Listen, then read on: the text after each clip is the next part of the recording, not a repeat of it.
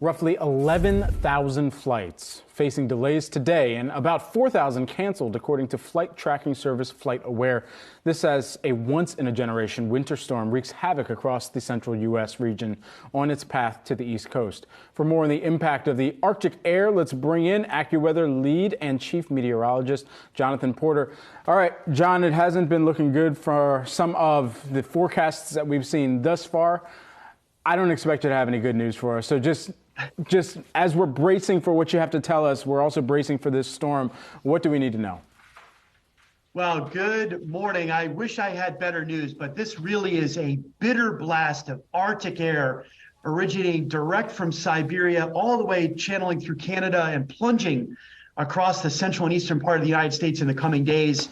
And it is going to be accompanied by an intense storm, in fact, a blizzard developing in the Midwest, which is going to help drag that cold air even further south and east. And as you mentioned, the big issues here are the wind, the blizzard conditions, a flash freeze that's going to happen with these rapidly falling temperatures, and big time travel problems. In fact, I'm afraid it's a travel nightmare here over the coming days. Well, anytime you drop Siberia, you know it's probably going to be cold and not good for us travelers here. But when do you see this ending, and what is the longer term outlook as we approach New Year's? Well, the good news on this is when you look at this as compared to other cold outbreaks, it's not going to be particularly prolonged across much of the country, except for perhaps the northern plains and the northern Rockies, where the cold will be most persistent. But it's going to get cold in a lot of places, and especially in the southern part of the country, start to rebound here as we head back Christmas Day and the time period after Christmas. So that's some good news. While gusty winds and heavy snow continue downwind of the Great Lakes, feet of snow in the Buffalo and Watertown, New York areas into the Christmas weekend. So obviously you and your colleagues and peers have been warning folks about this. So there's some lead time here, not just for individuals traveling, but for companies, right? For the airlines, et cetera, for businesses maybe that want to shut down. So the timing of this happening right when Christmas is approaching and sort of how we've managed around the storm, what is the overall business impact going to be on travel, et cetera?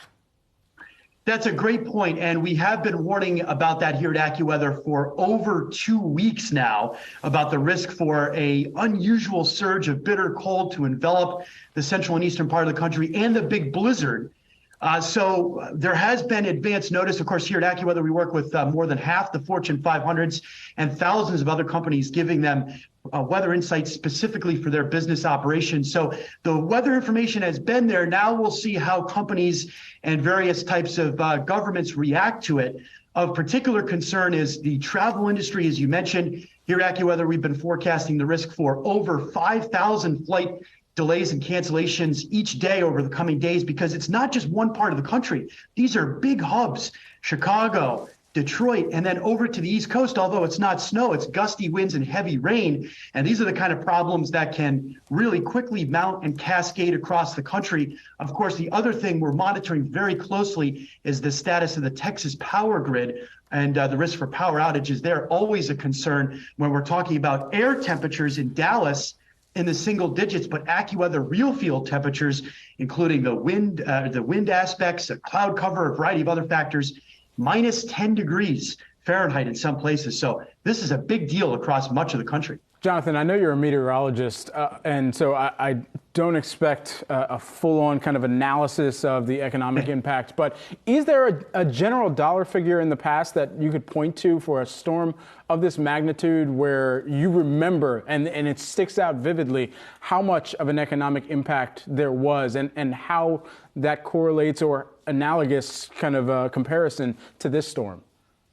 Well, that's also a very important point, and that's something we actually do here at AccuWeather. We have a whole team that analyzes very uniquely the impact of weather on the economy and what type of damage and economic loss can occur.